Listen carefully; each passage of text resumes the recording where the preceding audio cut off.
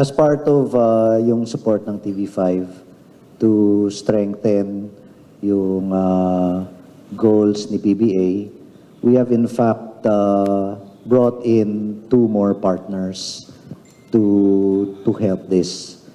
The first one is Zoe TV, and the other one is ABS-CBN. So, ang bagong tahanan ng PBA will now be A to Z.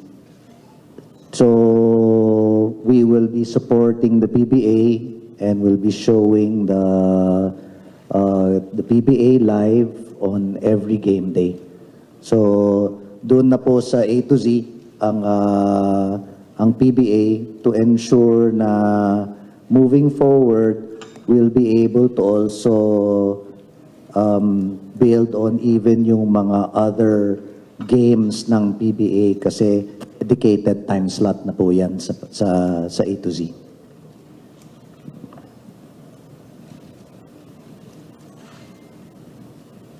Question? Please raise your hand. Here's a question. Good afternoon.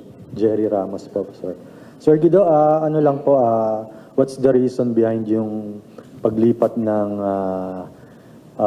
TV partners ng PBA?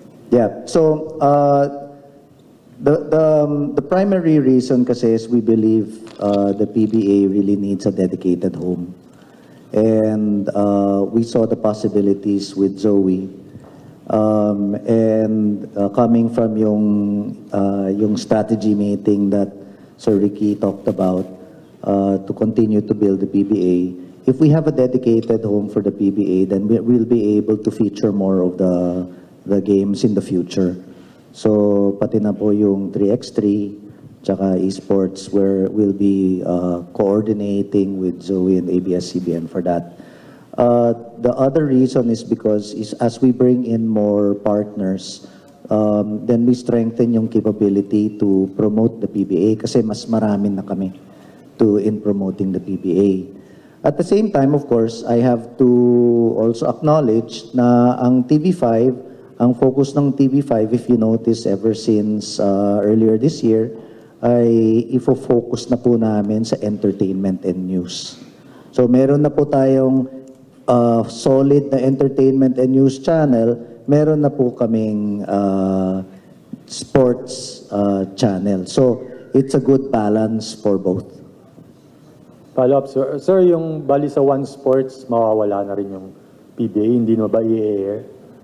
Sa One Sports, hindi na po i-air yung game? Catch up, Jerry. Catch up na lang. Oo. So ang live na live nasa A to Z.